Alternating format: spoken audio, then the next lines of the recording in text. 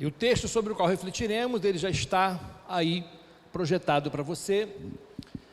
Filipenses capítulo 4, verso 13, um verso muito conhecido, um texto muito conhecido da palavra de Deus para nós. Posso todas as coisas em Cristo que me fortalece. Você também pode acompanhar a leitura desse texto na projeção. Vamos recitar todos esse texto? Vamos lá? Posso todas as coisas em Cristo que me fortalece. Que Deus abençoe a leitura da sua palavra no nosso coração. E o tema da reflexão dessa noite é superando crises na família. Nós estamos encerrando o mês da família, o mês de maio. Ao longo deste mês, em algumas ocasiões, o tema família foi tratado aqui deste púlpito e também em algumas atividades da igreja. E nós queremos agora tratar sobre esse tema de maneira a encerrarmos esse mês, justamente neste ano cujo tema anual da nossa igreja é o ano de resplandecer, e o tema mensal é resplandecendo em família. Falando sobre crise familiar, parece que a gente não vive outra coisa, né? Porque várias são as crises que a gente vive, que uma família vive ao longo de sua história. Não estou dizendo com isso que a gente vive em crise o tempo inteiro, a gente vive tensões, né? Existem momentos que são assim, mais agudos dessas tensões, e elas podem se transformar em verdadeiras crises.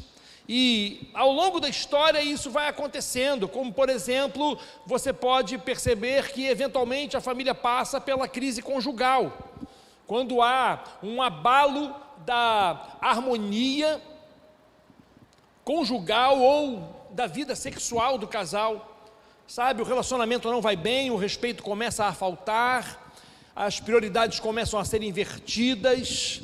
E aí você começa a perceber que o casal começa a passar por um processo de distanciamento, e a tolerância ela se torna pequena, ela vai se apequenando, sabe, ela vai diminuindo, e aí você começa a viver uma crise de natureza conjugal.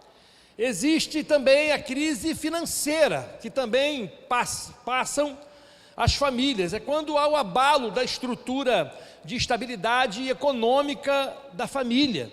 Sabe, a gente enfrenta crises de natureza financeira, principalmente quando há a falta de planejamento, a falta de compartilhamento, uma falta de projeção ou um projeto que seja familiar. Eu vou falar um pouco sobre isso mais à frente, eu estou apenas adiantando algumas informações sobre as quais refletirei um pouquinho a mais na frente. Existe também aquela crise educacional, que diz respeito à parte da educação dos filhos e do relacionamento com os mesmos. Você vê aquele seu pimpolho, a sua pimpolha, o seu filho, a sua filha crescendo, e se você não prestar atenção, já desde bem novinhos, eles já vão dar sinais de que serão ou não obedientes quando juniores e adolescentes. E é muito ruim quando a gente chega lá na frente e a gente perde o ponto, sabe? A gente perde a mão e a gente perde o controle, e ali você começa a ter uma manifestação de desonra por parte dos filhos e de falta de sensibilidade também por parte dos pais em relação aos filhos.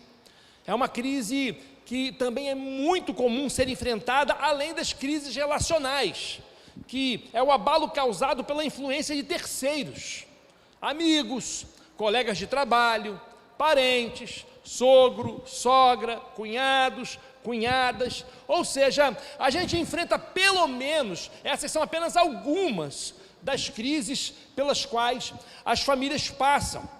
E é interessante que, por ser de natureza idealizada por Deus, longeva, ou seja, a família ela foi criada para durar, para perdurar, para ter a sua vida bastante prolongada. É muito comum que ela enfrente ao longo deste tempo essas crises de maneira recorrente. Ou seja, que você enfrente algumas crises financeiras ao longo da trajetória da família. Que você enfrente algumas crises conjugais ao longo da história da família. Que você enfrente algumas crises de natureza educacional, de natureza de educação dos filhos, ao longo da vida da família. E aí o que eu quero dizer é que é muito interessante salientar que quando uma crise se repete, e ela vai e se repete da mesma forma, da mesma maneira, a primeira coisa que ela indica é que alguém não aprendeu a lição. É que alguém viveu o problema, passou pelo problema, não fez a devida avaliação, e via de regra, quando fazemos esse tipo de avaliação, a gente avalia o outro e não a nós mesmos.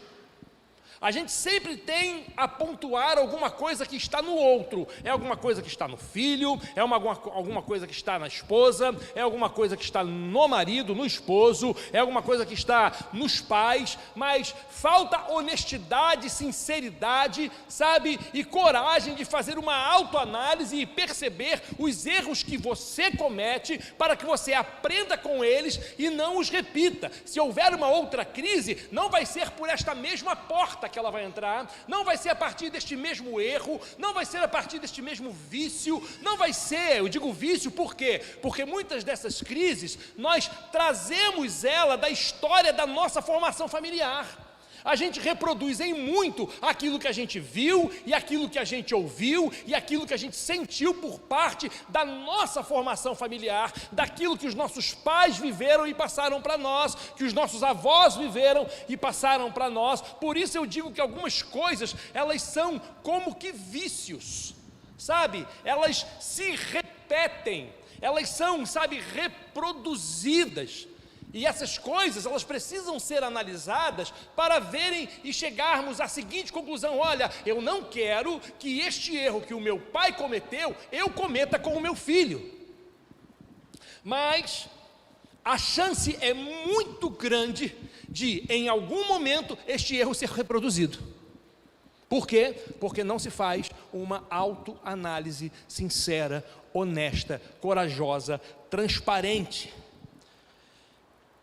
Mas também é bom entendermos uma outra coisa, que toda crise, ela é ao mesmo tempo uma ameaça e uma oportunidade.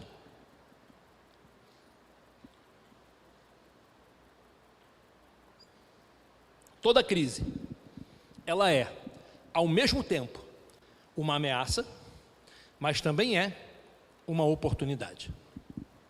Por que ela é uma ameaça? Porque de alguma forma toda crise expõe. Não é? Se você está passando por uma crise financeira, sabe, a sua conduta econômico-financeira ficará exposta, você ficará exposto. E aí acontece aquela bela discussão diante da fatura de cartão de crédito. Já passou por ela?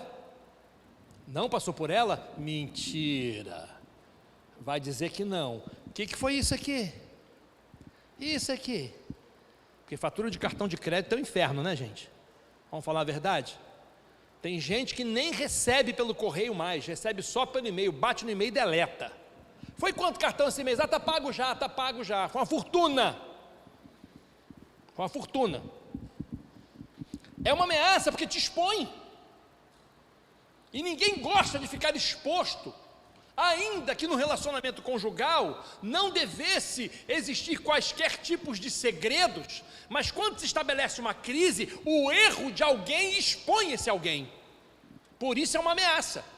Mas é também, além de uma ameaça, uma grande oportunidade. Oportunidade de quê? De se reparar um erro de maneira definitiva. De se consertar algo e de se eliminar uma mazela que não vá trazer mais efeitos negativos, prejudiciais, danosos para a vida da família. Por isso é uma oportunidade de dar um grito verdadeiro de liberdade, gente. Você acredita nisso? Se acredita, diga amém. Amém. Nossa, olha, vocês são encorajadores demais. Hoje, eu não sei se foi o temporal, vocês deveriam ficar felizes. Há um tempo atrás chovia aqui dentro, Nós investimos no telhado e caiu o temporal e não molhou nada para a glória de Jesus, né? Aí você não precisa ficar com esse medo. Eu sei que alguns chegaram aqui ensopadinhos, né? Não tem problema. Amém, gente? Amém. Amém. Né? É também uma oportunidade de vencer, sabe? A oportunidade de vencer, sabe? Um germe, sabe? Um vírus danoso para a vida da família. É bom que nesse momento a gente reflita sobre essas quatro crises já pontuadas aí para você antecipadamente pelo meu filho no Data Show. Eram para ser colocadas a partir de agora, né? Mas como ele já lançou antes, está ótimo, está tudo bem. É bom que neste tempo a gente tente identificar as razões das crises mais comuns ocorrentes das famílias. A primeira delas que eu quero ressaltar é a crise conjugal. A crise conjugal, ela, via de regra, ela tem alguns elementos que são muito comuns serem encontrados. Eu não estou dizendo que eles são os únicos, mas são muito comuns. Você quer ver só uma coisa?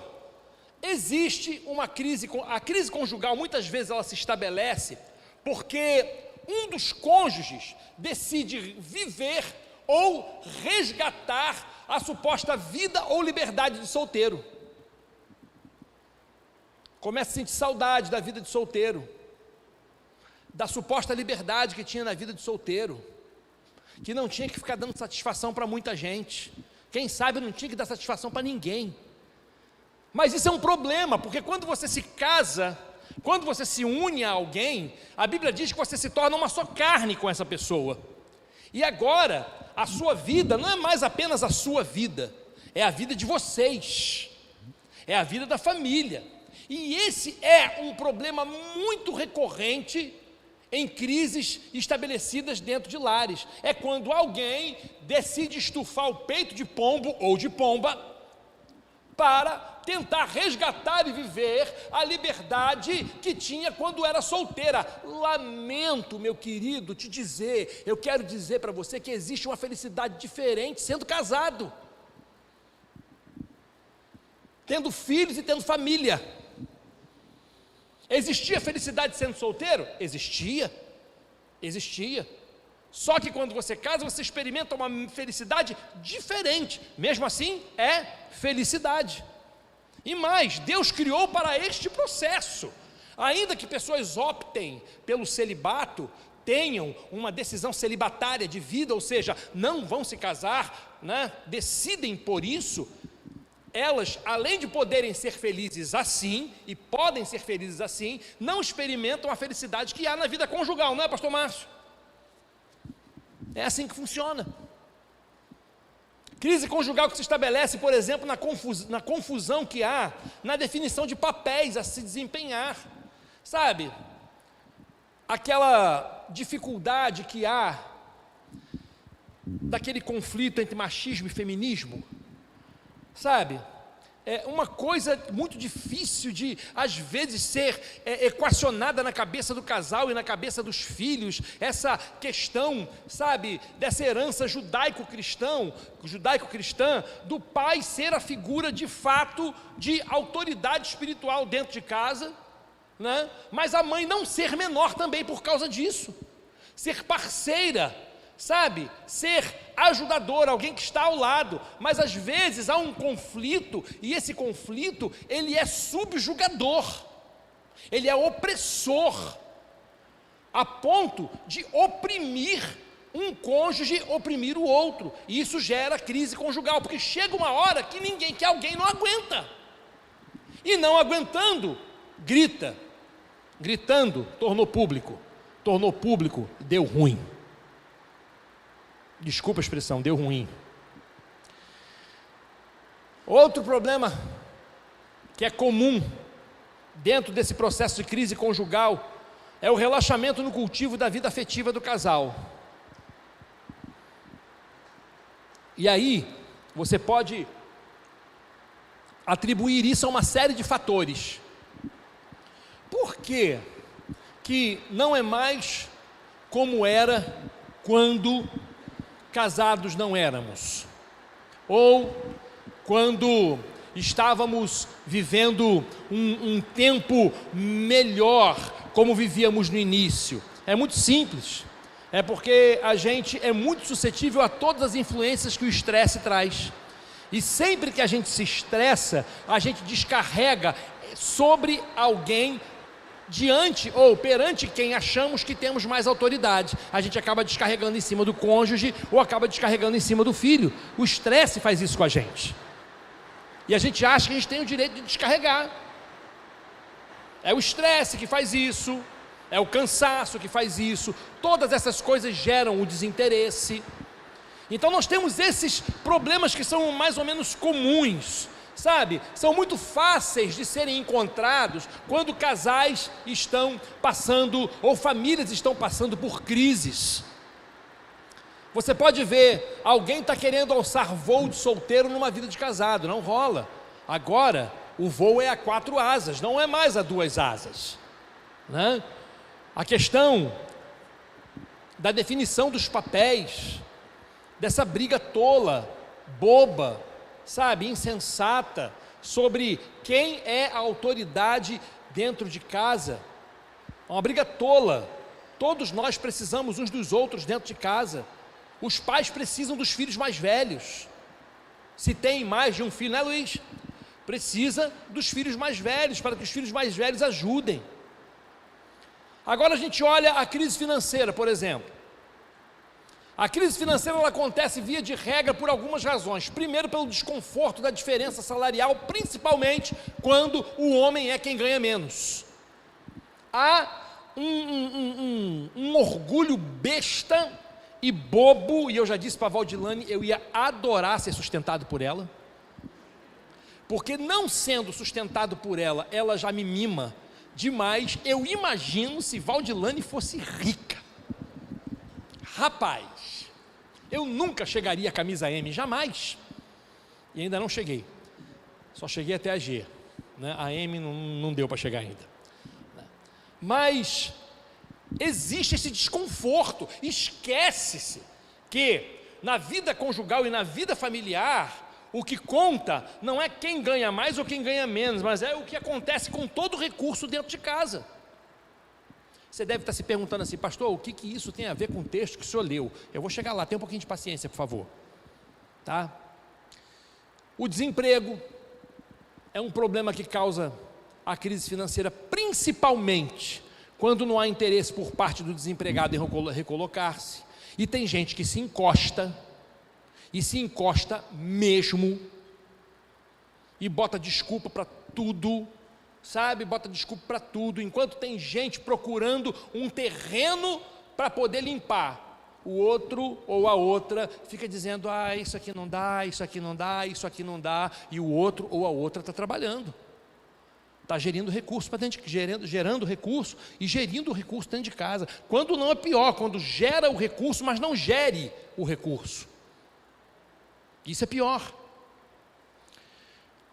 Tem a questão da imperícia administrativa, que tem gente que consegue funcionar bem sem um orçamento familiar, tem gente que só vai dar certo se tiver orçamento familiar. Tem gente que já se convenceu, por exemplo, que o cartão de crédito é um dinheiro que você não tem para uma coisa que via de regra você não precisa, mas que também pode ser muito bem utilizado, mesmo sabendo você que é um dinheiro que você não tem agora, mas que você pode ter à frente. Para isso você precisa ser disciplinado e controlado, e a grande maioria de nós não foi educada assim. Não somos europeus. Essa cultura, ela é europeia. Os europeus são previdentes, e por isso a sociedade europeia é longeva. Por isso, por exemplo, os idosos na Europa, a Europa é um continente envelhecido. Os idosos chegam a 90, em regra, 90, 95, 100 anos, com qualidade de vida, e isso vai também para o Oriente, lá para o Japão. Por quê? Porque eles são culturalmente previdentes. Nós não, nós somos calientes, não é? Nós somos sul-americanos, latino-americanos. Quem sou eu? Eu sou apenas um rapaz latino-americano, sem parentes importantes, sem dinheiro no banco e vindo do interior, já dizia Belchior, né? já falava isso. Importante é a gente viver esse momento, e não importa se eu vou ter que pegar um empréstimo para isso, para fazer. é imperícia administrativa. É necessário que no meio da família descubramos quem é a pessoa mais habilitada para gerir o dinheiro. Todo mundo trabalha para ganhar, mas quem é que vai fazer a gestão? A família precisa olhar para esse lado. Crise educacional, vamos caminhar mais um pouquinho. Acontece, via de regra, quando um dos cônjuges está sobrecarregado na educação dos filhos. Eu queria muito ouvir as mães dizerem assim, glória a Deus. Porque, via de regra, elas são as mais sobrecarregadas, principalmente por parte da mãe. Só que neste tempo, a coisa está tão complicada, que dependendo, sabe, acho que a grande maioria dessa nova geração de pais, eu não digo a geração de 2 e 3 gerações atrás, não, eu digo a geração de pais recentes, atuais, eles equacionam muito bem dentro deles, sabe, eles viverem os dois trabalhando sem terem que acompanhar o crescimento do filho e terem informações sobre o filho através da tia da creche. Ou então através da parente, ou do parente com quem deixa, porque ele mesmo não está conseguindo ver. Ele só está percebendo que o filho está crescendo porque tem que comprar roupa e percebe que o número aumentou. Mas ver o filho crescer, não está vendo crescer. E aí você tem o desgaste. E tem aqueles que ainda vão e transferem, porque acham que estão fazendo uma grande coisa, em simplesmente bancar tudo que o filho precisa. Como é que você acha que se banca afeto?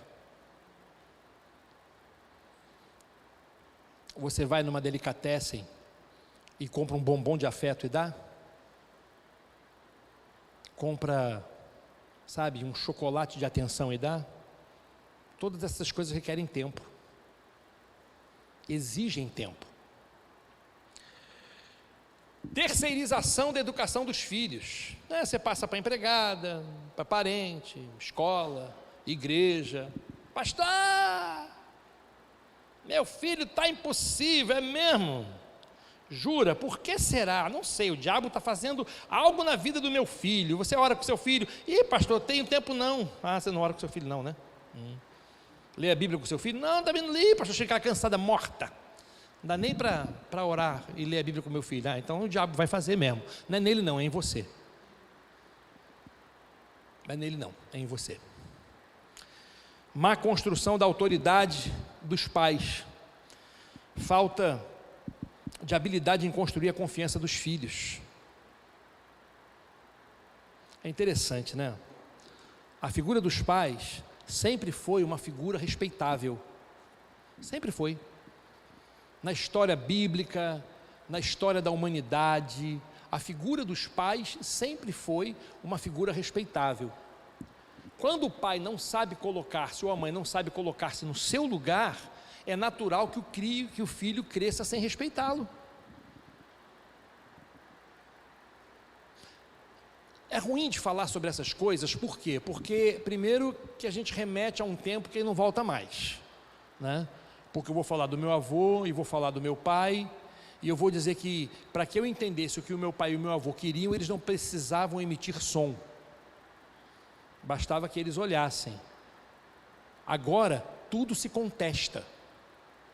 E sabe quem é que está fazendo isso? São os professores na escola, que eu não vou dizer mais nada sobre isso, entendeu? Porque depois vão pegar, de repente, e julgar a minha linha ideológica de vida. São os professores que ficam ensinando uma independência precoce, sabe, prematura, e faz com que as bases da estrutura familiar, elas sejam abaladas. Você não abre os seus olhos, alguém fecunda o seu filho com porcaria na escola.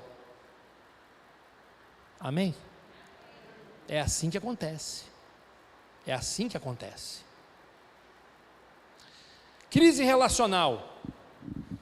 É a permissão da influência de parentes no relacionamento conjugal. Não tem aquela sogra, aquele sogro que se mete no casamento? Aqueles irmãos que se metem no casamento? Calma, não olha assim um para o outro não, que você vai denunciar, vai revelar. Não faz não. Está vendo? É sua mãe, é seu pai, está vendo? Sua irmã, minha cunhada. E você permite que isso entre lá na vida do casal. Aprenda uma coisa: quando você casou, é para cortar o cordão umbilical. Quando você montou a família, é para ser a sua família. Outro dia Pedro Luiz falou um negócio muito interessante: todo mundo é parente, família é meu pai, minha mãe e minha irmã. Legal, bonito, gostei, achei bonito isso, porque é verdade. Porque a família sou eu, Valdilane, Pedro Luiz e Laiane, ponto. Na casa de fulano faz assim, desculpa, dane-se, sabe? Em outras palavras eu estou dizendo, vai para o inferno. Porque o verbo danar é uma transliteração de um verbo hebraico que significa mandar para o inferno, né? Não quero saber, problema, o que acontece na casa de fulano, problema dele. Aqui em casa não. Permissão da influência de parentes na educação do filho, dos filhos. E aí você tem conflitos de filosofias de educação. E aí o que acontece? Deixa eu te contar a minha história. Vocês já sabem, porque eu já contei. Eu perdi a minha mãe com 11 anos de idade. Eu e ela sofremos um acidente de carro. E aí, o que aconteceu? O meu pai, que não era crente, foi quem ficou com a gente, tá? E passou um aperto violento também para se adaptar à nova maneira de viver. Só que ficamos eu e o meu irmão num cabo de guerra. Nós éramos o cabo. Meu pai puxava de lá e os parentes da minha mãe puxavam de lá. E um falando do outro, sabe? A gente vinha para cá, metia malho lá. A gente vinha para cá, metia o malho lá, né? E a gente ficava nesse jogo de, sabe, vai para lá, vai para cá, vai para lá, vai para cá. Precisa ter cuidado com isso. Nós somos responsáveis por aquilo que nós estamos formando nos nossos filhos. Eu sempre digo para a Laiane e para Pedro, já tem algum tempo que eu não digo isso, porque eles já chegaram numa outra fase da vida deles, não tem sido necessário eu dizer isso mais. Eu dizer assim, olha, vocês podem crescer e dizer muitas coisas a meu respeito. Uma coisa que vocês não vão dizer é que eu sou preguiçoso e vagabundo. Eu não sou, porque eu trabalho. Então eu ensino na prática vocês a trabalharem. Vão trabalhar. Mas você é inteligente. Eu não sou inteligente, eu estudei. Se você estudar, você vai ser muito mais que eu. Então estuda. Vai estudar. Amém, gente? Não é isso que tem que acontecer na casa? Lá na casa de papai e de mamãe? Né? Pois é.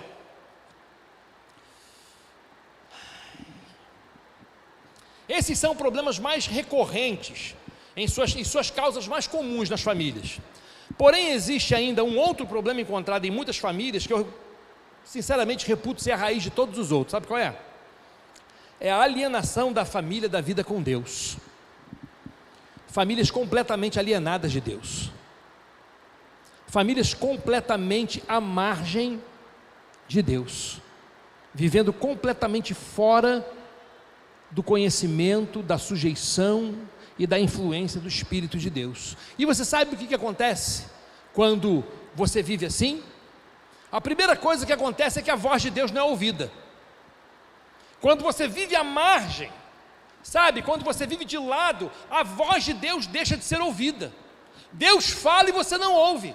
É Asaf quem vai dizer lá no Salmo 81, verso 11, olha, mas o meu povo não quis ouvir a minha voz. E quando falta a voz de Deus, você fica sem a direção de Deus. E aí é um efeito cascata. Você não tem a voz de Deus, e aí você vai e perde a direção de Deus. Você não ouve Deus, não tem a direção de Deus. Sabe aquela figura que sempre foi oferecida e mostrada como provisão de Deus para a vida do povo? Sabe, a coluna de fogo durante a noite, sabe, a coluna de fumaça durante o dia, enquanto o povo estava peregrinando no deserto, sabe, aquelas colunas se erguiam, então olha, vamos levantar acampamento, e a gente vai seguindo a direção de Deus, a coluna para, é aqui que a gente vai montar o nosso arraial, e a gente para aqui, ou seja, a gente vai quando Deus quiser que a gente vá, a gente fica quando Deus quiser que a gente fique. Você não tem a voz de Deus, você vive sem a direção de Deus, e sem a direção de Deus você perde a intervenção de Deus. Você não ouve, você não o segue, como assim vai desfrutar da sua intervenção? Porque quem ouve e segue, pede, Deus intervém. Quem não ouve e não segue, vai pedir o quê? Para quem? E aí, Eu me recordo da esperança que surgiu no coração, por exemplo, de Isaías, quando ele teve aquela visão lá em Isaías capítulo 6. Fala daquela visão no ano que morreu o rei Uzias. Eu vi o Senhor assentado num alto sublime trono. Deus estava intervindo na história de Isaías e dizendo: olha, meu filho, preste atenção, você está aí de luto, você está sem rei, mas você não está sem Deus. Eu estou aqui intervindo na história e na sua história. E quando você não tem a voz de Deus, e com isso você perde a direção de Deus, e você não tem a intervenção de Deus, vivendo à margem, você perde a bênção de Deus. Então, famílias que não ouvem a voz de Deus, não têm a direção de Deus. Não tendo a direção de Deus, não desfruta da intervenção de Deus. Não tendo a intervenção de Deus, não desfruta da bênção de Deus. Ou seja, viver à margem, alheios ou alienados da vida com Deus, só traz prejuízo. Agora, eu vou para o texto para poder aplicá-lo para a gente. No verso que lemos no início, Paulo declara que a sua vida com Deus foi fundamental para que ele pudesse superar as crises que enfrentou ao longo da sua história. Ele disse: posso todas as coisas naquele que me fortalece, ou seja, em Cristo que me fortalece. Ele disse isso depois de tudo aquilo que ele vivera com Deus. Ele poderia ter dito por fé, ele poderia ter dito por revelação, mas a essa altura do campeonato, preso, como Paulo estava quando escreveu essa carta aos Filipenses, ele estava dizendo: olha, eu sei padecer necessidade, como sei ter fartura, eu sei ter saúde, como estar também doente, eu sei passar por todas essas coisas, eu posso tudo em Cristo que me fortalece. Ele fala sobre a experiência que ele viveu com Deus. O sentido que a declaração de Paulo teve para os filipenses deve ser o mesmo que deve ter para nós e para nossa família, nossas famílias nesse tempo. E aí a gente consegue, como Paulo, superar as crises que a gente enfrenta. E como isso aconteceu com Paulo, para sabermos como pode acontecer com a gente? Vamos lá então. As crises familiares, elas são superadas quando deixamos Deus marcar nossas vidas. Quando deixamos Deus marcar as nossas vidas. O apóstolo Paulo, ele teve a sua vida marcada por Deus. A vida de Paulo era a vida pregressa de Paulo, quando ele ainda se chamava Saulo, ele não era uma vida recomendável, ainda que dentro da sua cultura e da sua religiosidade, ele fosse uma pessoa proeminente. Quando a gente lê, por exemplo, o capítulo 3, o capítulo anterior, os versos de 1 a 8, Paulo vai dizer o seguinte, acompanha aí na projeção: resta, irmãos meus, que vos regozijeis no Senhor. Não me aborreço de escrever-vos as mesmas coisas, e é segurança para vós. Guardai-vos dos cães, guardai-vos dos maus obreiros, guardai-vos da circuncisão, porque a circuncisão somos nós, que servimos a Deus em espírito, e nos gloriamos em Cristo Jesus, e não confiamos na carne.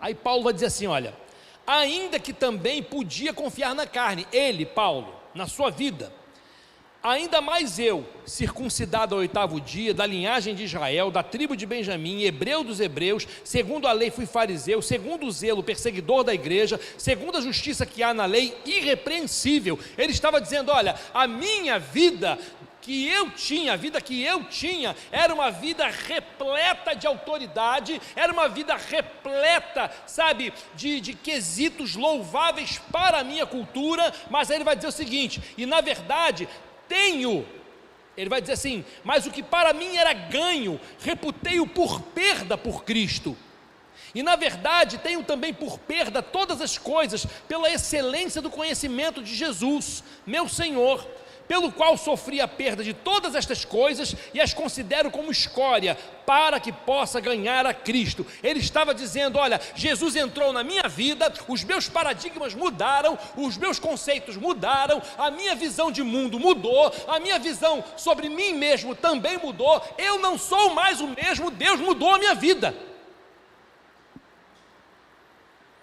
Eu não sou mais o mesmo. Todas as coisas que antes elas eram louváveis e eu, me orgulhava delas, elas agora não valem nada para mim. Você sabe por quê? Porque elas me mantinham longe do Cristo, mas agora eu conheci Jesus, eu quero que Ele marque a minha vida, Ele marcou a minha vida. Todas essas coisas são nada diante de eu estar face a face, caminhando lado a lado com meu Deus. A gente supera a crise na família quando a gente deixa Cristo marcar a vida da família.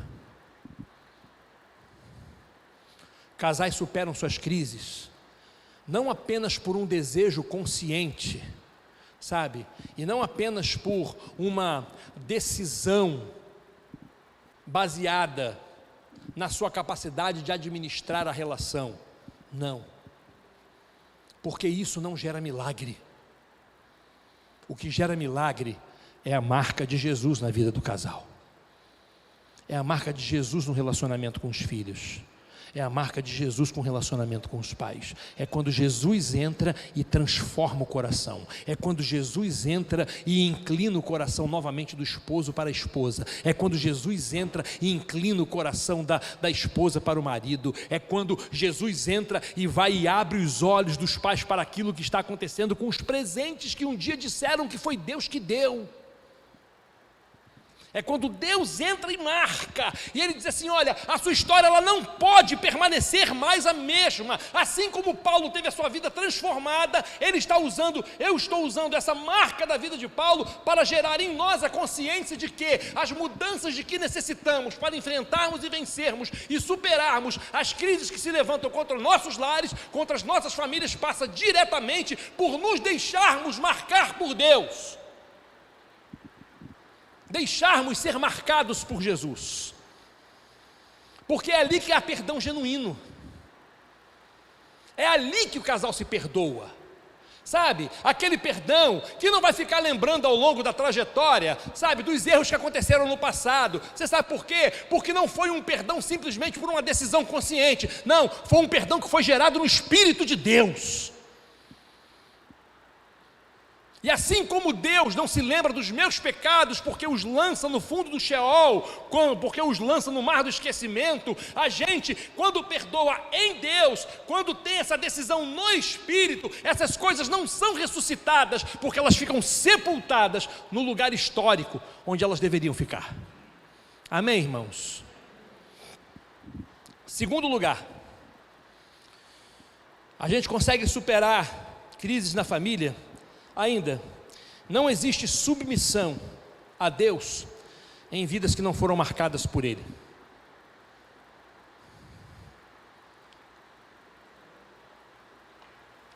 Segundo lugar, superamos crises na família quando, além de deixarmos Deus marcar a nossa vida, deixamos Deus corrigir a nossa vida. Ou você pensa que Deus vai chegar para marcar a sua vida sem querer arrumar a casa, sem querer arrumar as coisas, sem querer fazer as correções, porque é assim: não, eu aceitei a Jesus, e vem cá, suas prioridades mudaram? Não mudou, mas eu aceitei a Jesus. Então você não aceitou a Jesus. Não, Deus marcou a minha vida, marcou, tá, e vem cá, como é que está a sua vida conjugal? Está do mesmo jeito, Deus em algum momento vai resolver. Então, peraí, isso não aconteceu, porque Jesus entra para arrumar a casa, Ele entra para pôr em ordem aquilo que está em desordem. Eu disse aqui num sermão há um tempo atrás, dizendo que Deus abomina o caos. Ele acabou com o caos no Éden. Quando o caos cresceu de novo, Ele foi e acabou através de Noé. Ele acende a luz, Ele diz: haja luz para que as coisas fiquem claras e possam ser arrumadas. Como disse para o rei Ezequias: olha, põe em ordem a tua casa. Ele quer entrar e fazer parte da minha vida para poder também me corrigir. Me corrigir. O apóstolo Paulo vai dizer também em Gálatas capítulo 1, versos de 11 a 24, o seguinte: mas faço-vos saber, irmãos, que o evangelho que por mim foi anunciado não é segundo os homens, porque não o recebi nem aprendi de homem algum, mas pela revelação de Jesus Cristo, porque já ouvistes qual foi antigamente a minha conduta no judaísmo, como sobremaneira perseguia a igreja de Deus e a assolava. E na minha nação excedia em judaísmo, há muitos de minha idade, sendo extremamente zeloso das tradições de meus pais. Mas, quando aprouve Deus, que desde o ventre de minha mãe me separou e me chamou pela sua graça, revelar seu Filho em mim, para que o pregasse entre os gentios, não consultei a carne nem sangue, nem tornei a Jerusalém a ter com os que já antes de mim eram apóstolos, mas parti para a Arábia e voltei outra vez a Damasco. Depois, passados 3 anos, fui a Jerusalém para ver Pedro, fiquei com ele 15 dias, e não havia nenhum dos outros apóstolos, senão a Tiago, irmão do Senhor. Ora, acerca do que vos escrevo, eis que diante de Deus testifico e não minto. Depois fui para as partes da Síria e da Cilícia, e não era conhecido de vista das igrejas da Judéia, que estavam em Cristo, mas somente tinham ouvido dizer: aquele que já nos perseguiu agora anuncia a fé que antes destruía, e glorificavam a Deus a respeito de mim. Jesus marcou a vida de Paulo e Jesus corrigiu a vida de Paulo. Ele não apenas era uma vida versada no judaísmo, como ele perseguia crente, perseguia igreja. E Jesus entrou na vida dele, marcou a vida dele, e agora aquele que perseguia a igreja era aquele que pregava o evangelho que a igreja pregava. O que eu quero dizer com isso? A marca de Deus na nossa vida, sabe, existem correções que só podem ser feitas por Deus, porque são de dentro para fora. Eu preciso deixar Cristo marcar, mas eu preciso também deixar com que Ele mexa e remova os meus vícios, os meus erros, os meus equívocos, para que eu tenha saúde dentro de casa, para que a minha família tenha saúde dentro de casa. Sabe, queridos, há muita falta de sabedoria, muita falta de sabedoria, para não dizer ignorância. A gente sempre exige do outro aquilo que, via de regra, precisa acontecer com a gente. Aquilo que precisa acontecer com a gente. Eu preciso deixar Deus marcar a minha vida, mas eu preciso deixar Deus me corrigir.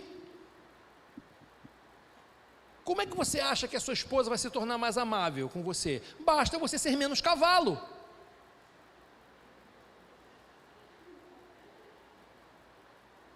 Tem um pouquinho de sensibilidade. Como é que você acha que o seu marido vai começar a prestar mais atenção em você? Deixa de ser relaxada. Ninguém fala essa hora, fala a Deus. Ninguém fala. Quando é que meu filho vai parar de me responder? Quando você parar de provocá-lo a ira. Quando você mudar o tom da conversa. Olha, você pode falar a mesma coisa de maneira diferente, num tom diferente. Falando num tom diferente, você consegue pelo menos conversar. Sabia disso? Descoberta, hein? Preste atenção. Muda o tom como você fala e você vai conseguir conversar com o teu filho, cara. Pelo menos conversar você vai conseguir. Quem sabe daqui a pouco você está até saindo com ele para o McDonald's. Muda. Deixa Jesus corrigir. E tudo isso tem muito a ver, sabe com o quê? Com a nossa forma de abordar. A gente às vezes chega muito mal. A gente inicia muito mal. A gente entra muito mal. Sabe? E errando na abordagem não adianta, corrigir no meio do caminho não rola. Você já criou a resistência na esposa, já criou a resistência no marido, já criou a resistência no filho, já criou a resistência no pai. Já criou. Deixe Jesus começar mudando a sua abordagem. Como é que você chega e como é que você trata. Tem uma coisa Preste atenção, vou dizer para você. Tem uma coisa que funciona e que Deus usa poderosamente. Isso é unção de Deus para a sua vida. Pega aí, hein? Pega aí. Sabe qual é o nome disso? Educação. Um mínimo de educação o Espírito de Deus usa. Sabe como é que Jesus se referia a Deus? Meu Pai. Meu Pai. Dando honra. Mas vamos lá. Em último lugar, além de deixarmos Deus marcar e corrigir a nossa vida, a gente precisa deixar Deus conduzir a nossa vida. Conduzir.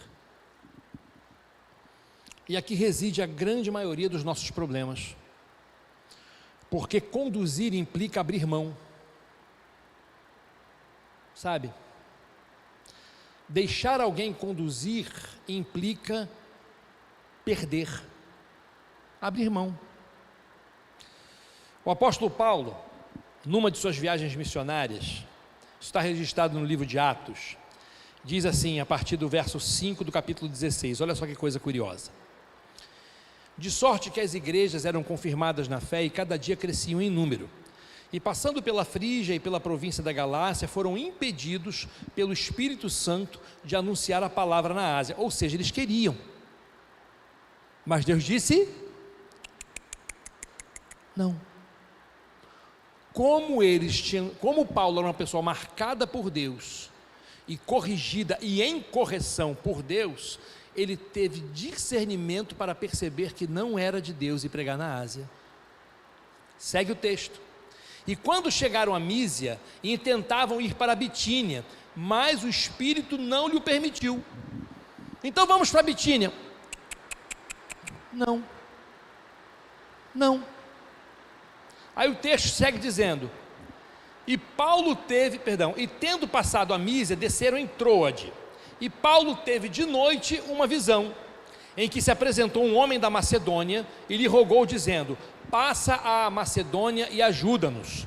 E logo depois desta visão, procuramos partir para a Macedônia, concluindo que o Senhor nos chamava para lhes anunciarmos o Evangelho. Ou seja, vocês não vão para a Ásia, vocês não vão para a Bitínia, mas eu quero que vocês se dirijam à Macedônia. Quando você é marcado por Deus, quando você é corrigido por Deus, você não tem dificuldade em discernir a voz de Deus, você é conduzido por Deus. Você vai receber instrução de Deus para saber como tratar seu filho, você vai receber instrução de Deus para saber como tratar melhor e resolver o problema da sua casa, na sua família, com a sua esposa, com seus pais. Tem coisas que você quer fazer, quer fazer, e você diz assim: olha, você já está com a vontade chancelada no coração, e você tem a cara de pau de dizer que vai orar a Deus. Já decidiu no coração: eu quero. Aí chega para a esposa, ou então a esposa chega para ele: amor, depende do tom, né? O que você acha de a gente fazer? Amor, fazer isso assim, adquirir isso, aquilo, outro. Amor, acho que não rola não, mas amor, rola sim. A gente dá aqui, aquilo, outro e tal, tá bom, vai. Não, vamos fazer o seguinte, vamos orar. Deus já está decidido no coração, vai orar nada. Já definiu, já assentou no coração, o cara quer, ela quer, fazer o quê? Aí depois sabe o que vai acontecer? Chora na cama, que é lugar quente. Bota o pé onde a mão não alcança. Se enrola todo, fica todo encalacrado, sabe, todo enrolado, perde crédito, perde respeito, perde respeito dos filhos, os filhos passam a ter vergonha porque ficou exposto. Sabe por quê? Porque não ouviu a voz de Deus. Porque não ouviu a voz de Deus. Porque fez o que queria, e não aquilo que Deus queria. Paulo queria pregar na Ásia, Deus disse não. Então vamos para a Bitínia, também não. A gente vai para onde? Dorme aí. Descansa, sabe? É aqui que está o segredo para a gente. Quer saber qual é o caminho para se ouvir a voz de Deus? Descansa. Enquanto Paulo dormia, ele teve um sonho. Esse sonho foi uma visão. Quando a gente descansa, a gente consegue ouvir a voz do Deus que fala no silêncio. Amém? Fala, Deus. Deus não conduzirá a nossa vida enquanto não passarmos o volante. Eu tenho que perder. Eu tenho que passar para Ele. Para terminar, a esperança para as famílias está no poder e nos planos do Senhor. As crises das famílias só poderão ser superadas se elas tiverem para elas aquilo que Paulo tinha para si. E o que era? Posso todas as coisas em Cristo que me fortalece. Eu posso vencer essa crise conjugal em Cristo que me fortalece. Eu posso resgatar o meu filho para mim, a minha filha para mim, em Cristo que me fortalece. Eu posso novamente ter diálogo aberto com os meus pais em Cristo que me fortalece. Eu posso fazer com que o meu esposo me enxergue novamente em Cristo que me fortalece. Eu posso fazer com que minha esposa me enxergue de novo em Cristo que me fortalece. Eu posso ajustar a minha vida financeira em Cristo que me fortalece. Queria que você abaixasse a sua cabeça e que você orasse.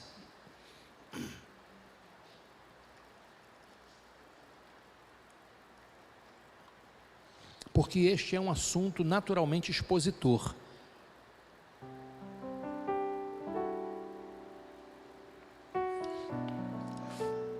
Por isso, eu não vou convidar ninguém a levantar mão ou vir à frente. Mas você sabe o que você precisa dizer para Deus aí.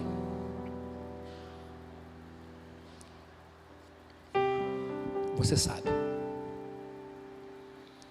E o que eu quero orientar você a fazer é você dizer isso para Deus. Senhor, eu estou vivendo uma crise conjugal, nós estamos vivendo uma crise financeira aguda, estamos perdendo a mão com os nossos filhos. Ajuda a gente. Eu sei que eu posso superar isso, Senhor, mas apenas no Senhor me fortalecendo. Eu quero me apropriar de Filipenses 4,13 nesse sentido. Eu posso restaurar meu casamento em Cristo que me fortalece. Eu posso restaurar a minha vida financeira obedecendo a Cristo que me fortalece. Eu posso resgatar o respeito e o afeto dos meus filhos em Cristo que me fortalece. Eu posso ter o respeito e o amor dos meus pais em Cristo que me fortalece. Cristo é a chave. Pai, em nome de Jesus, eu quero colocar as nossas vidas em Tuas mãos e suplicar Tua misericórdia para a gente, Deus, e pedir que, Senhor, se porventura há entre nós alguém vivendo alguma destas crises, que o Senhor seja aquele que o fortalece e que a fortalece para superarem e olharem para trás vitoriosos em Jesus. Dá-nos a graça, Senhor, dá-nos a graça de vermos lares saudáveis, famílias restauradas, casamentos pujantes, Senhor, em nome de Jesus. Filhos que tenham prazer em falar de seus pais, em estar com eles. Pais que tenham a alegria de verem seus filhos os honrarem. Dá-nos essa graça, Deus, em nome de Jesus.